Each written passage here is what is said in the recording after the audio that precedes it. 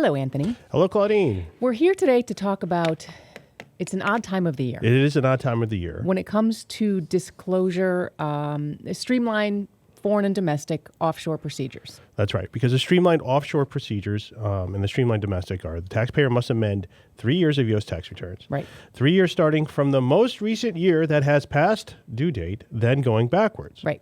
So right now, okay, the most recently passed tax year is 2014. Mm-hmm. Okay. So right now your disclosure would be 2012 to 2014. Right. But if your streamlined submission is sent after tax due date, if you're in the U.S., that's 4/15. If you're overseas, 6/15.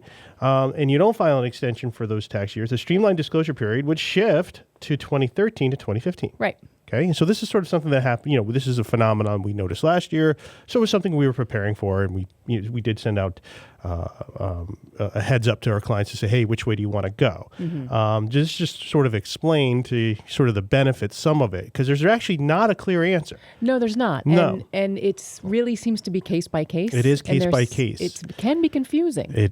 Yes, I would say so. IRS tax code. Right. Imagine that. So because here's some things to think about.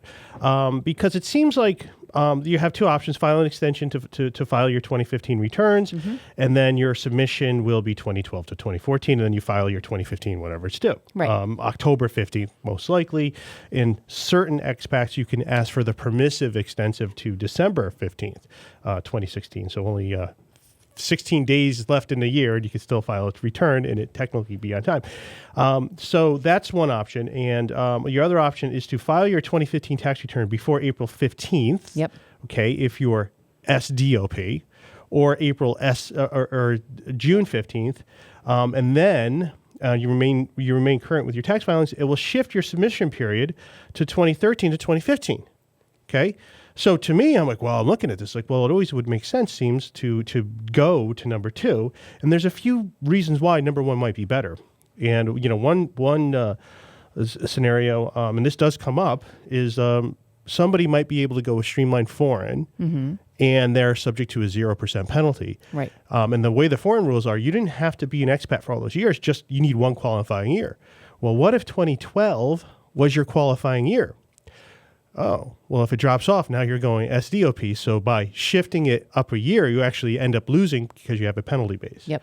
The other thing, too, is if you are leaving large income items off for 2012, you know, just to think about that, because those 8938s weren't filed on time, that typical 3 years the IRS has to assess additional taxes with an audit is there still. So it's just something to think about. And then also, you've got your higher balance year Yep. in compliance. Right.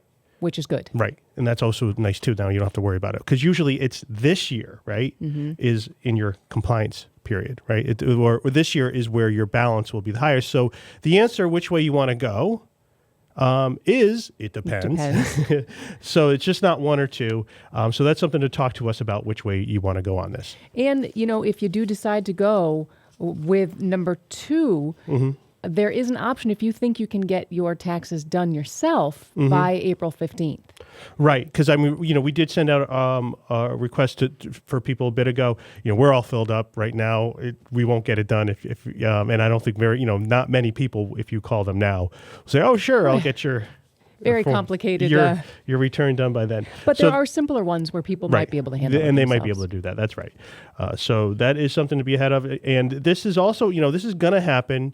Our first year we were somewhat surprised about it, but we knew this was coming. Mm-hmm. And so, you know, we don't expect the Streamline program to go anywhere. We do expect it to be in place for a good long time.